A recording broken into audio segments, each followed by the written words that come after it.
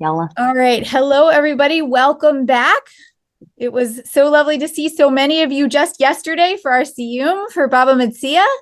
And because the Daf Yomi schedule waits for no one, we are starting Baba Batra today. So welcome to the new tractate. Give everybody a sec to come in at the door. We are a little light today. I'm afraid our reminder email did not go out. So I'm going to check and see what happened about that. Usually we have a few more people in this Zoom at this hour. All right. Some of you may know Rabbi Lexi Botsam from, am I saying your name right? I'm so sorry. It's Boatsum. It really doesn't look like it's Botsam. written. I should have asked that earlier. So some of you may know Rabbi Lexi Boatsam from the page, but we're excited to welcome her to teach for her first time in this forum. And she's going to focus for us today on the transition from Baba Metzia to Baba Batra. So Rabbi Boatsam, go ahead. Thank you. Well, first of all, I'm very excited to be teaching you all. Looks like a wonderful, wonderful crowd. And I'm honestly very excited to be teaching sort of the transition from Bava Metzia into Bava Batra. I think Bava Batra is a fascinating Masechet, and it rounds out our three Bava sections. So I know that in the Siyum, which many of you will have been at yesterday, you talked a bit about the ending of Bava Metzia and wrapping that up. But I want to talk a bit about the continuity between the Babas, right? So I think you guys have talked about this before in previous classes, and I know different comments on the page have mentioned this, but the three Babas, according to a lot of the Amoraim, used to actually be one very large Masechet, right? It was actually just one Masechet Nezikin, and then it was eventually divided, maybe because it is exceptionally long. Because of this, we see that there's a lot more continuity of topics and a lot more sort of internal conversations happening within the Bavas than between a lot of Masechtot. And because of that, you also see some really clear transitions from one Masechet into the other. So this will be a bit of a throwback, but people might remember how Bava Metzia begins. Does anyone off the top of your head remember the first Mishnah that Bava Metzia began with, what the topic was? Can either type it or shout it out.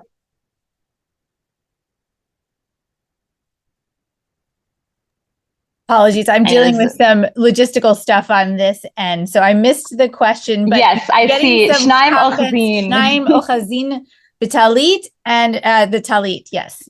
Your Ram exactly are there with your answers. Perfect. Yes. So Bava Metzia began with Shnaim Ochazin B'talit, this case of the two people holding onto the talis, each saying it's entirely theirs. And the Tosfot, right, these medieval commentators on the side of our daf that isn't Rashi, asked at the beginning of Bava Metzia, why does Bava Metzia start that way? Because the second parak is about lost items, right? And in a lot of ways, it would have been much more intuitive to begin there. Because ultimately, we talk a lot about the rules of Metziot in the first parak. It's one of those cases where the Gemara seems to assume that you know a lot of information that it in fact teaches later on, right? So they asked, why did we start on this particular topic?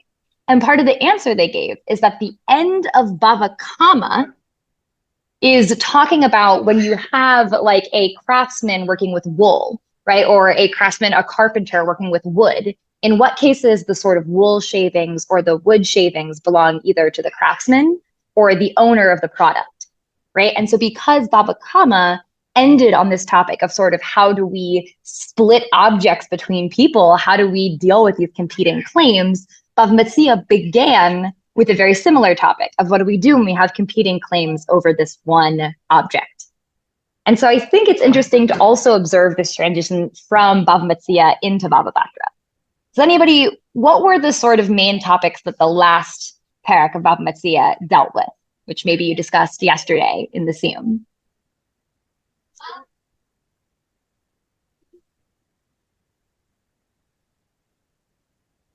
Okay. Also just seeing the slapstick comedy comment, which is, yeah, very accurate. Yes, boundary zones. Vegetables growing. Yes, the classic case of the two ginot that are like this and one vegetable is popping out from the side. right? So a lot of it has to do sharing benefits and liability, I think is a really good way of putting it, right? That we had basically these two main cases, the one of the two people, the one lives in the top floor, the one lives in the bottom floor, and what happens if the place falls, right? And who shares responsibility? How do we reconstruct that, et cetera? And then sort of mapping that onto the two gardens that are like this. And so despite Bava Metzia was largely about objects, right? It was about objects, about guardians, and about workers are the main sort of focuses of that Masechet. But towards the end, we shifted into this more sort of like space-oriented oh yes, the story of Elijah, also a classic one.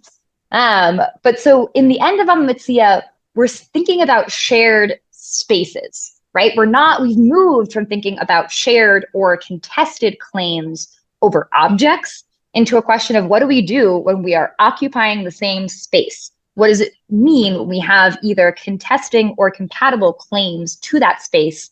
And what happens when we have to deal with certain contingencies of damage?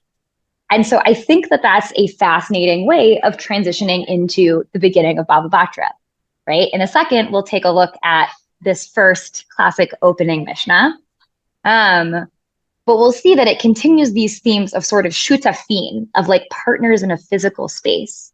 And how do we construct these spaces? So yeah, actually, if Rachel, if you could share the document, we'll be looking who divided up the Babas and when the division happened.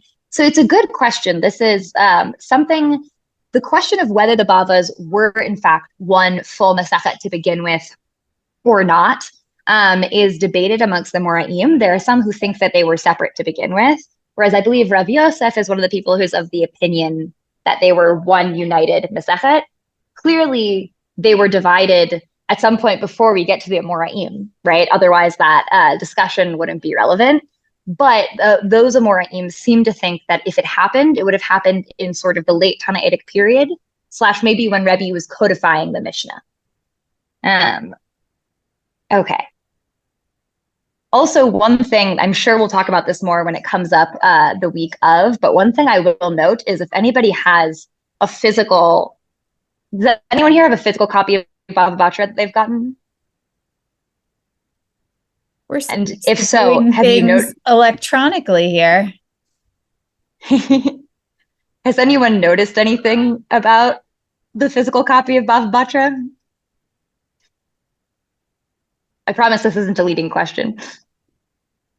It does start with the handout here, but also I personally would not want to carry around my Bava Batra too many places because it is absolutely massive. It is the longest Masechet in terms of dapim.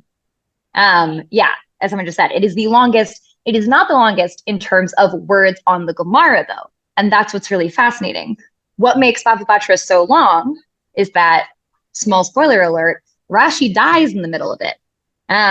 Rashi died on, I think, the 27th daf, and then Rashbam takes over, his grandson. And Rashbam is unfortunately, while very talented, not quite as good as his grandfather at being concise.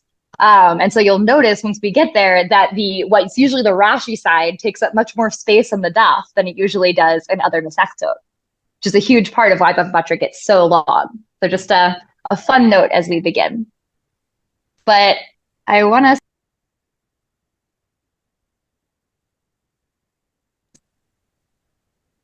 where do we have the I'm sorry, I had it up and something went. Give me 1 minute, folks. I apologize. Let me get it back. Okay, apologies. Share screen. All right, have we got it back? Let me see if I can make that bigger. All right. Okay. Are folks seeing this?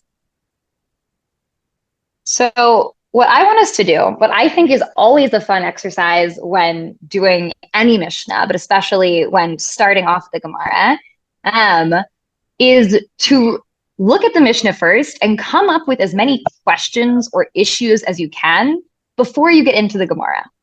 Because I personally think that this project is a great way of anticipating how the Gemara itself is going to relate to the Mishnah. That you'll often find a lot of the challenges you have do in fact get addressed at some point over the next few dapim. So we're going to sort of go through these different sections, and I'm going to ask you guys after each section, what are questions you have about it? What are things that don't seem clear? What's something that's bothering you? So we begin with this initial statement of Hashutafin shartzu la'asot mechitza b'chatzer, bonin et hakotel be'emtza. Right? If partners wish to make a partition in a courtyard that they shared, they build the wall in the middle of the courtyard. Makom shenahagu livnot gvil, gazit, fisin, levenin, bonin, hakol kuminhag hamedina. Right? So in a place where they normally build walls with, again, I'm using the English translations that'll be in fact expanded upon in the Gemara, non-chiseled stone, which is gvil, or chiseled stone, which is gazit, or smaller bricks, which are kfisin, or large bricks, levenim, then you have to use that material. Basically, everything is in accordance with what the normative practice there is. Okay. Based off of just this first section, are there questions people have? Like, what are you wondering? What is uncertain? Right, okay, so in Erev courtyards or community spaces, why are people building a wall? Right, what is the purpose of this wall? It's not articulated in the Mishnah what the desired reason for doing this is. Right, who decides normative practice? If we say kol kamin hag ha-medina, how is that established? Right, how many people, like, do we count how many people make gvil walls versus gvit walls in a given city or village? Let's see. With the middle, where else? Yeah, why does it need to tell us that you build it in the middle? That seems pashut. If these two people are separating it, where else would they put it? Well, Betsy is already anticipating what we're going to get into, which is this notion of privacy, which ends up being the primary reason that comes up. Right. Is it to separate people from each other or to separate sort of the space? I think that's an amazing question, right? Like, is this issue that I don't really want you and I to be sharing space anymore at all? I want to have privacy from you. Or is it just that, like, I have different rights to this part of the space than you do, and we want to like make a marking of that? And also, yeah, what if there are more than two people involved? What if you have three people in a courtyard? Do you make like a little triangle section? Right? Does this apply? Can we expand this indefinitely? Excellent. What if only one of them wants the separation? This is going to come up very shortly in our follow-up. Like, can one person force the other? Or is it only shiratsu? Is it only when both of them want to split the thing? Yeah, keeping them in our pile separate from the food might be a great plan, as we've talked about all of these uses of public spaces, or not even public spaces in this case. Okay, I think these are excellent, excellent questions. And this is just on our first clause, right? So now we will continue. So it gets a bit more into the building materials. You can scroll down a little bit. We have, great.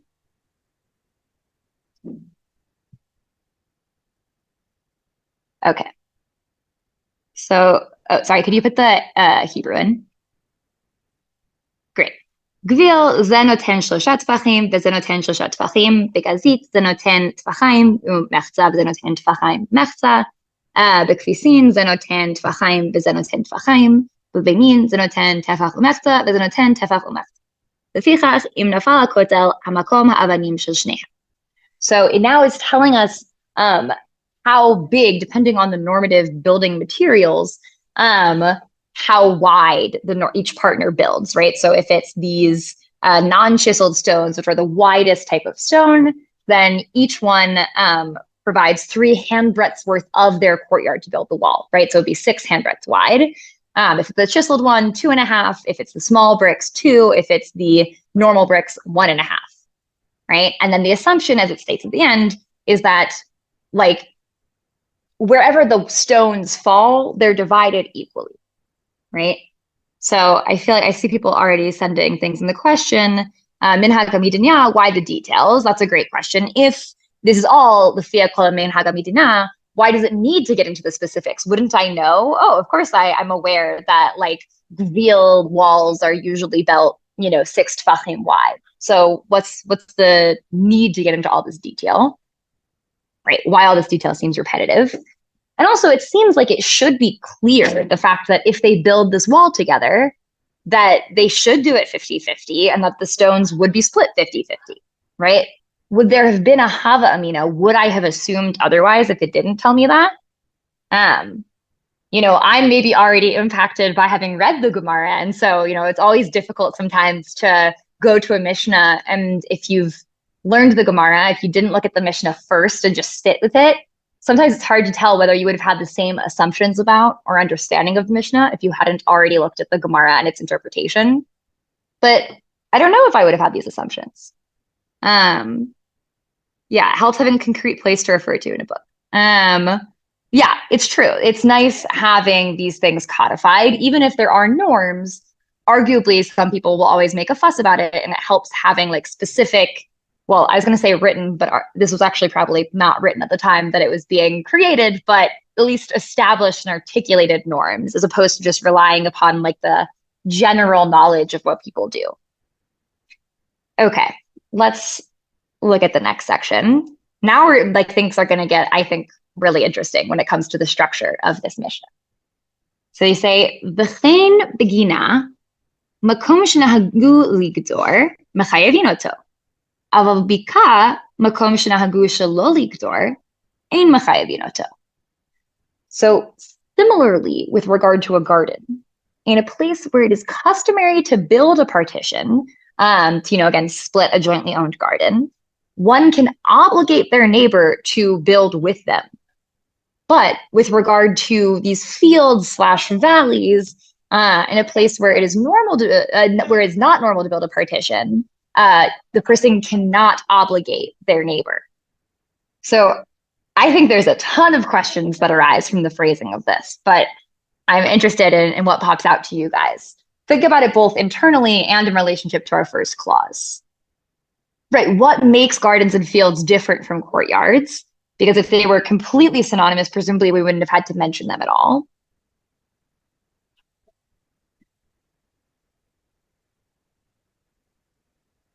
Right, garden boundaries are small compared to fields. Yeah, it's always interesting, like exactly how big of a thing they're talking about when they talk about Gina here, but certainly it makes sense, I think, almost less as a question and more of a logical distinction.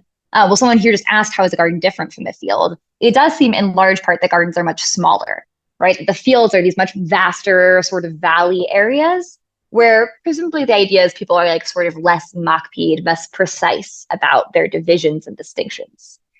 Okay, so we also see a passage earlier where a neighbor was obligated to build a partition between their property and their neighbors, right? So this is something we've seen come up earlier.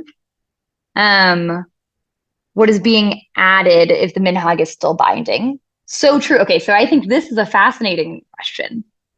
If it's the minhag to build, to separate separate gardens with walls, and it's not the minhag to do that in a bika, then again, why does it need to tell us that? What would I have assumed if that's the minhag, but I didn't have this law, right?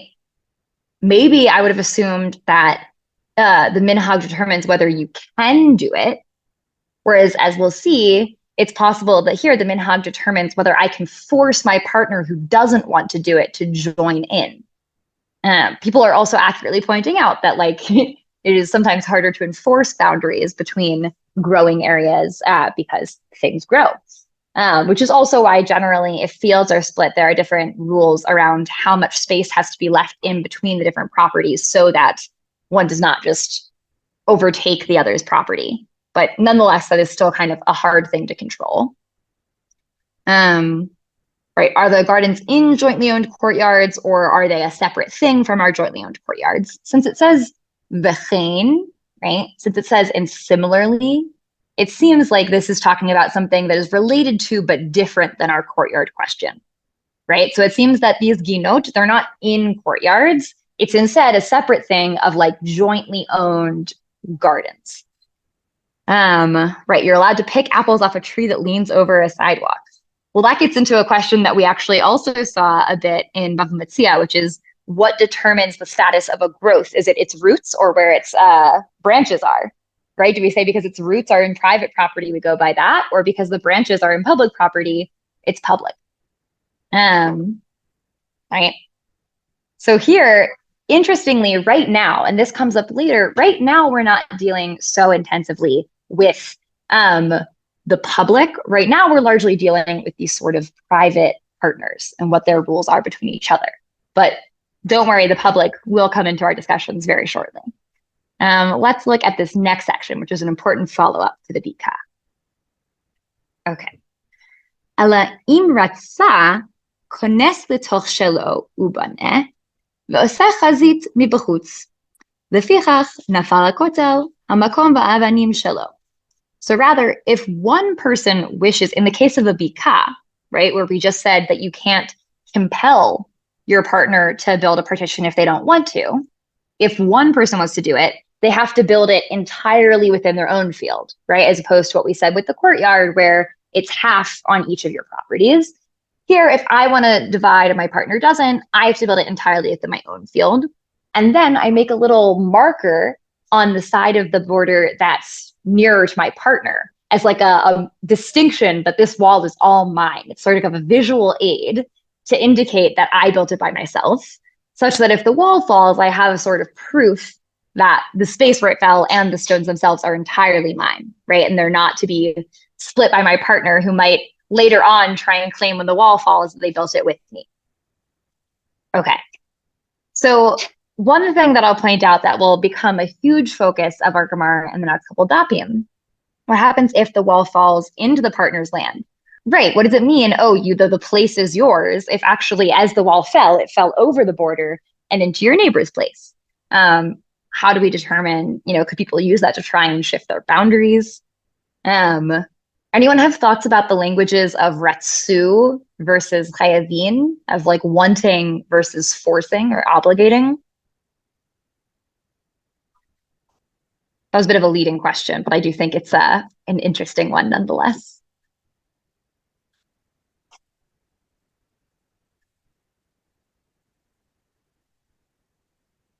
Well, something we may note is our first clause said, and somebody had pointed this out, that if two people who live in a courtyard want to split it, they build a wall, right? If two people want to split it, they build it. Which, if I said that when two people want to split, they build a wall, what would the implication be about whether I can compel? Again, this is not a lead, it's not a trick question. Right, if the field was originally jointly owned, I can say one built it on his field. I think it has to, presumably the notion is that you divide it entirely by half.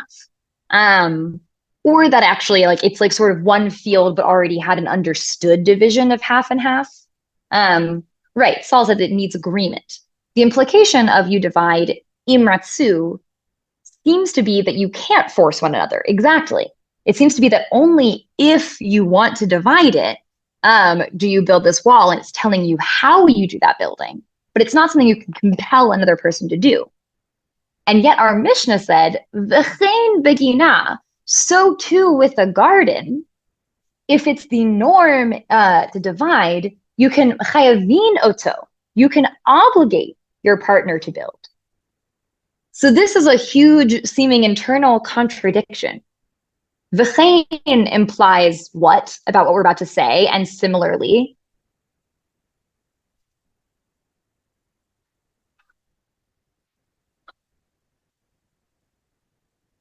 especially when we see this show up in a Mishnah or in a halachic source. V'chein implies that this is the same as what came before it, right? That the same rule we just saw is being repeated. And yet our Gina rule seems to contradict what we saw with our courtyards. So we're left with a bit of a contradictory Mishnah that the Gemara is going to have to untangle. So now let's look at this very last bit. We have im asu midat shnehem boneh et hakotel be'emsa v'osin chazit mikan mikan lefichach im nafal hakotel hamakom ba'abanim shel shnehem. Right. Nonetheless, despite the fact that we established that in a bika you can't force your partner to divide, since that's not the norm, Nonetheless, if you both wish to do so, we act the way that we established in the case of the courtyard, right? That in any case, either where both people agree or where one has the power to compel the other, then when we build, each person has to contribute to the building, and it has to be on half of each of their sides. And if it falls, then the materials belong to both of them, which also I think the materials falling in particular is a nice way of connecting it back to what we saw at the end of Bava Metzia. Remember the whole discussion of the aliyah and the bottom, the house and the top story. If it falls, who gets which stones? So we see that sort of clear continuity here. Now, I did include the beginning of the Gemara, but I think since it is about 1 minute till 5 or till 10, we are probably not going to get deep into the Gemara here. I'll say a sort of final note about what I think is setting up for Bava Batra, and then leave a minute or two for any questions. I think Bava Batra is a really, really fascinating Masechet because unlike our previous two Bavas, it's mostly Durabanan, right? Most of Bava Batra, we'll get into rules of inheritance, which gets more Doraita, Torah level. But a lot of Bava Batra is rabbinic level rules about how do we set up and share space in a way that minimizes the likelihood of harm. And I think it's a fascinating sort of journey of the Bavas to start off with Bava Kama, where we say, when harm happens, here's how we respond to it. Here are your obligations to address it, right? And then to deal with sort of like individual property, what are the responsibilities we have just towards each other as people.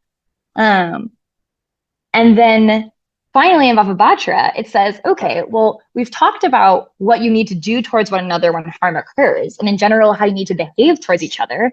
And now we're going to talk a bit about how do we set up our spaces, both our public and our sort of shared individual spaces, in a way that prevents that harm from happening, that tries to create a sustainable living environment where we don't have to address these problems. I think that makes it an incredibly fascinating Masechet, especially from like a sociological perspective. So I hope that everybody enjoys it as much as I do. We have a minute or so at the end if anyone has any questions or just things that they're really excited about for Bava Batra, things they're curious about. Thank you, Rabbi Botum. It's nice to take a long, hard look at the opening Mishnah, which I thought when I first encountered it that it was just so straightforward and simple. And then the harder you stare at these things, the more complicated and interesting they become, which is just one of those fascinating things about rabbinic texts. And you opened that up really beautifully for us. Some folks asked for the source sheet. Is it okay if I share that link publicly in the chat now? Absolutely. I believe it is just copied directly. Tell me if I'm wrong. Copied directly from Sefaria. So if you just go to Sefaria and the very first page of Bava Batra, you will get the exact same text. But this is a copy to that link. If folks want to look at it in the source sheet. I'm sorry. Did you ask if anyone had some questions they wanted to? Yeah, just getting a lot of appreciation in the comments. I know it's a little difficult on the phone to see them, though you did a great job keeping track of comments while we did all this. But mostly you're getting comments of appreciation right now. Does anyone have a question they want to ask? I very much enjoy.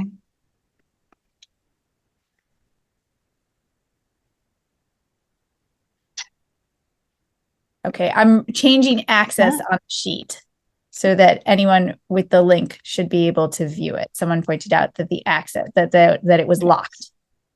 It should now be unlocked for viewing only, not for editing. But again, that's just directly what's on Sefaria. So the other way to go to that is go to our email from today and hit the button that says read the Daf on Sefaria. I don't remember what the button says. It's something like read the Daf on Sefaria or read today's Daf or something. Hit that big button at the bottom of the essay and that will take you to the exact same content. Lynn says, does MJL have an easy way to correlate the Sefaria section on Mishnah to the Talmud section? Let me see if I can try and understand that. So in the Talmud, if you go to today's Daf, because of course it's the beginning of the tractate, it opens with Mishnah 1:1, right? That's at the top of the page. And on Safari, if you are reading the page, it does mark, it will say in bold Mishnah and then Gemara. So it toggles back and forth. On Safari, you can also just read Mishnah, right? There's another section of Safari that we usually don't include a link to that takes folks directly to the Mishnah, and you can read Mishnah straight through without Gemara. Lynn, I hope that answered your question. If not, send me an email. Let me put my email in here. Which I'll say, I also personally, I would highly recommend if folks are interested looking at the Mishnah just in the Mishnah section on Svaria, because that's also where the specific Mishnah commentaries are linked there, right? That if you look on the Gemara page, it'll give you the Rashi and the Tosfot, it'll give you the Gemara commentaries that are on the Daf, right? But if you look at the Mishnah page, it'll give you the specific Mishnah commentaries like Bartanura or Rambam's commentary on the Mishnah or Josh Kolb's English commentary on the Mishnah, which are all really interesting and really worth looking at, especially if you want to sort of look at Mishnah yourself first and come up with your own questions and assumptions and then see where the Gemara goes with it. I think it's always a useful exercise. Yeah. I don't think, Lynn, it would make sense every day to include a Mishnah link and a Gemara link because not every Daf of Talmud has a Mishnah on it, and it isn't necessarily at the top, right? The Talmud just goes Mishnah Gemara, Mishnah Gemara, Mishnah Gemara, and then the page divisions are almost arbitrary. It's just when they ran out of space on the page. So every Daf is different that way. Often there's a Mishnah on the Daf, but not always. But also usually if you're on the Daf, like if you're on the Mishnah as it shows up in the Gemara section, if you click on that, usually it will link to the Mishnah where it appears, like on the side on Sfaria, right? That like if I click on the Mishnah on today's Daf, I can see it show up as a Mishnah on the side, which is an easy way to get there. Yeah. All right. All right. Nice to have a little Svaria tutorial. I've been using Svaria since the beginning of this. I don't think this whole project would be nearly as doable without Safaria. We owe them an enormous debt. And I also realized that there are always features on Safaria that are coming out. And I feel like I only understand a fraction of the power of that website. So I always appreciate hearing from other folks, other things you can do on that website and learn on that website. We are at the top of the hour, whatever hour it is for you. Rabbi Botzum, you're over in Israel, so it is late afternoon, evening for you. For those like me on the East Coast of the US, it's morning. We get a California crowd sometimes to this class that it's coming on real early. But whatever time it is, good commitment to the Torah. It's been lovely to study with you, and wishing you all a Shabbat Shalom and a good week. And we will see you in your inbox tomorrow morning. And in this space in exactly a week. Thank you again, Rabbi Botzum, and thank you all. See you soon. Bye. Bye.